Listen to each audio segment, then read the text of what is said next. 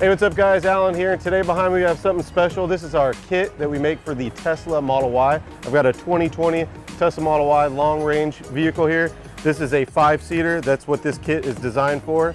So it includes the vehicle specific enclosure with our VSW 10-inch subwoofer, VADM1 500 watt monoblock amplifier, XLCA2 line output converter, and of course our amplifier wiring kit. So stay tuned, check it out. We're gonna go ahead and get started on this install. Of course, before you get started, you have to remove the floorboard cover. The factory amplifier and the factory subwoofer are behind the right-hand side quarter panel behind here. So we do make this particular kit in a left-hand side and a right-hand side version. So if you prefer the subwoofer on this side versus that side, or you want to actually add 2 subwoofers, we have that option as well. But we're going to go ahead and get started with disassembling the vehicle so we can start running our cables and get the install going.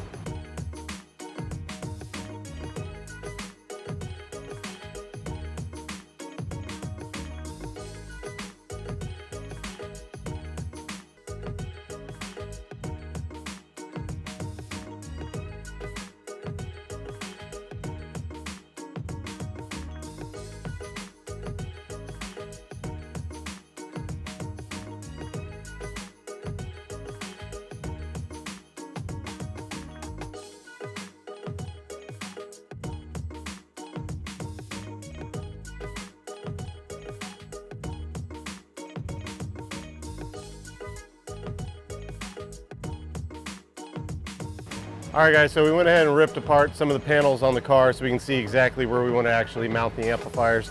We went ahead and decided we were going to put the amplifiers underneath the floorboard so they're easily accessible. Went ahead and pre-wired the amplifier. Yes, you could make a custom bracket. There is plenty of room back here if you wish to completely conceal everything. Factory amplifiers right here, factory sub, as you can see. This is where you're going to get signal, which we'll show you here in a little bit. But for now, basically, that's where the amplifier and XLCA2 are going to be mounted. Of course, I need to run that power wire underneath the seat where we're going to grab power and run our cable forward for our remote bass knob. All right guys, so like earlier, like I said, this is where the factory amplifier is. You obviously can see the factory sub. You can see the wire colors that are going right into the factory sub plug from the amplifier. So of course you can choose to tap signal here. However, in my opinion, it's just a little easier if you grab it right off the factory amp. All you gotta do is unplug the one plug, and you'll see right here, they're twisted together. Your purple brown and your red green, which are your subwoofer audio signal. Right here, you've got your thicker wire here with your red and your gray. This is power and ground for the amplifier. So what we're going to go ahead and do is we're going to tap audio signal to go into our XLCA2 right here at the factory subwoofer. We're also going to grab power and ground for the XLCA2 as well. The method that we'll be using is a military splice. So we're basically going to strip the wire back, poke a hole, wrap the wire around it, and tape it. That way we don't use any kind of like T-tap connectors that would actually potentially not have a good connection down the road. This would definitely be a lot better and something that's easily removable and where you can tape it back up and nobody would probably ever know that you're ever there. So we're gonna go ahead and do that next. Cool, so we went ahead and got our XLCA2 wired up. We still of course have to plug in the RCA and the output of the XLCA2, which will go into the VADM1 amplifier. Still need to tie in the remote wire from the VADM1 to the XLCA2. This does what they call signal sensing. So as soon as it sees signal from the factory amplifier, it will turn this on, which will turn the amplifier on, so which is nice. You don't actually have to run any kind of remote wire other than just between the two. We're going to wrap up on our last few connections here. We tied into the signal wires here. Now, for the video's sake, I'll kind of outline what's power and ground. So red is power, gray is ground for your 12 volt connection to your XLCA2. For your audio signal wires, purple or violet, whatever you want to call it, is positive, brown is negative, and green is positive, and red is negative. Like I said earlier, those are the wires that go through this harness up into this plug that plugs into the factory subwoofer. Now, of course, many auto manufacturers are known to change wire colors, or there could be some variations from year to year. Of course, this car is fairly new, so I wouldn't expect to see a whole lot of a change. In fact, this is the exact same plug, amplifier, subwoofer, pin out, everything as the Tesla Model 3. So, but I definitely always recommend exercising caution when you go to install it yourself. Although we do have a diagram that will show you, we do have one on our website. It's always good just to double check it and make sure that it hasn't changed. Don't just arbitrarily tap in just to any wire because the color looks like it's right. You could be making a pretty big mistake. All right, guys, so what I went ahead and did was I ran the power wire forward here, as well as the remote base knob. Of course, the remote base knob needs to go up to the front where you'd have control over your sub up and down. But we do need to connect power to the vehicle for the amplifier. So the easiest way to do that is to get access to what Tesla calls is the penthouse, which is under the seat here. So we've got to lift the seat up. You just have to pull it up. There's nothing special to it. Once you pull forward, there is a couple connectors on this side if you wish to release the seat completely. I don't know that I'm going to need to take it apart, so I'm just going to go ahead and leave it there. This is essentially your high voltage in on this side and your low voltage out. Now, of course, I'm no Tesla expert, but as far as their technology, but this is where we're going to grab power. This is the low voltage 12 volt output that runs from here all the way up to the actual 12 volt battery. So this is exactly the same. This looks a little bit different, but this is the exact same as the Tesla Model 3. So we're gonna go ahead, now that you can see that, we have this panel over here, the side panel to pop off so that we can access the 12 volts a little easier. We're gonna go ahead and connect it, hook up our fuse, and apply power to the system.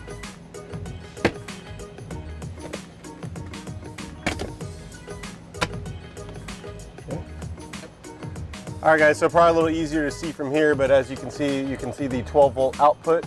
That's the power wire that's running all the way to the front battery. And of course, you can see this strap that's right there. That is the grounding strap. So that's the ground to the chassis. So we're gonna take our power wire, and of course, we're gonna tie it right into that 12 volt output, and we're gonna install a fuse right next to it to protect the vehicle. And then we're gonna go ahead and route the cable forward for the remote base knob.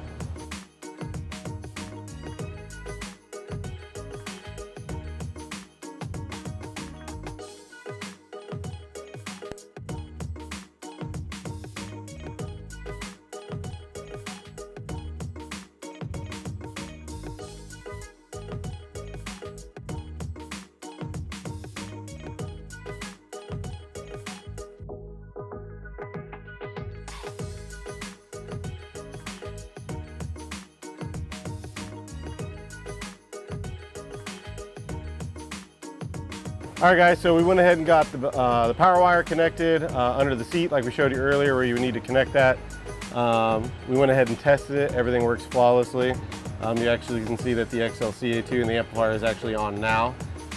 So just to kind of go over everything one more time before we button this back up. We grabbed signal and power for our XLCA2 right here. This is the factory amplifier. Ran that all the way over to here. We made our own grounding point right behind here. When you make your own ground, before you attach it, make sure you scrape any kind of paint. Make sure the surface is really clean before you bolt it down. Of course, power underneath there, remote base knob cable. We already routed to the front. We haven't mounted that yet.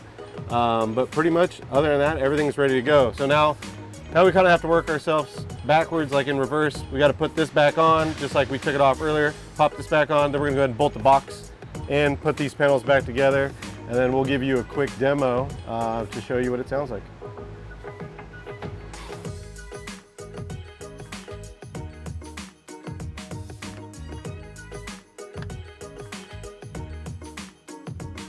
All right, guys, so we got the panel back on. Only took a couple seconds, really easy to snap it back on. The one thing that we didn't show you is the little jack nut that does get installed right here that actually holds down the enclosure. You technically, it fits so snug in there, you technically don't need anything, but we always recommend securing it down just in the event you get in an accident.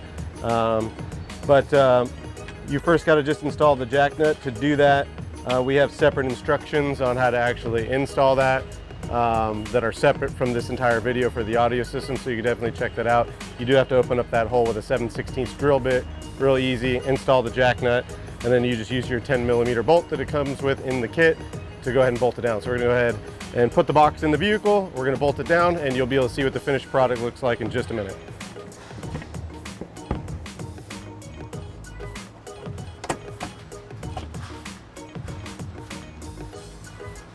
All right, so you can see the box is in. You can see how nice and tight and flush it fits. The carpet matches almost identically to the factory liner. You'll see right here, there's a little bracket that comes off of the box. Like I said earlier, you can see how nice and snug this fits in there. Of course, we still have to put the other panel back over to hide all this, the trim piece. But all you have to do now is take the included 10mm and zip it right down. Don't over tighten it, just make it, just tighten it snug, and then that's it.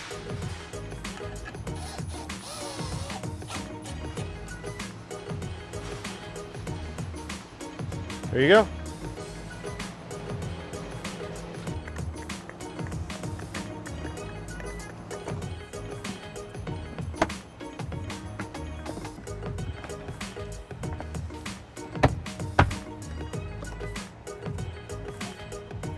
All right guys, so that's pretty much a wrap. As you can see, it's all back together, it's installed. The box fits in there beautifully. There's no way it's going anywhere. It's super secure. It does sound quite amazing. It's an amazing complement to the factory audio system that actually sounds pretty good in this car already. I would say the biggest thing that most people complain about any Tesla is that they like a little bit more bottom end. Well, this definitely does that and more. And if you really want even more than what this one offers, we even have one for the driver's side as an option, so you can actually have two 10s. So obviously for this one, we just did one on the passenger side. So let's hop in the car and let's give you a quick demo. Oh, all right guys, so we're in here. We mounted the remote bass knob on the left-hand side here, which you'll see in a second.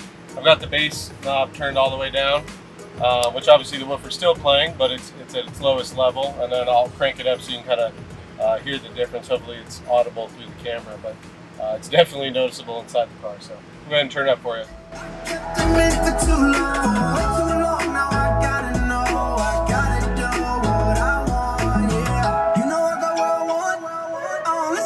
Talking about the dough, yeah.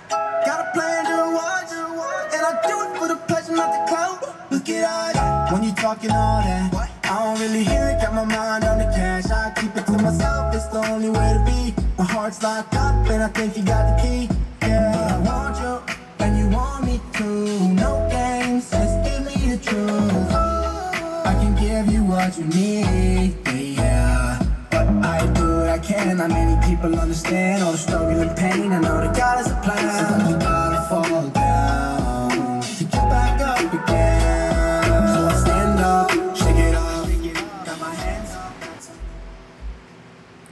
Well, there it is. There you can see it. Great compliment to the factory audio system. It sounds awesome. So for more information on this kit, make sure you check us out. NVX.com. We'll have the links below to the left-hand side and right-hand side, as well as the kit for the Tesla Model Y. Now, of course, if you're watching this, we do also have a kit that's made for the Model 3 and the Tesla Model S. I'm Alan. I'll see you next time.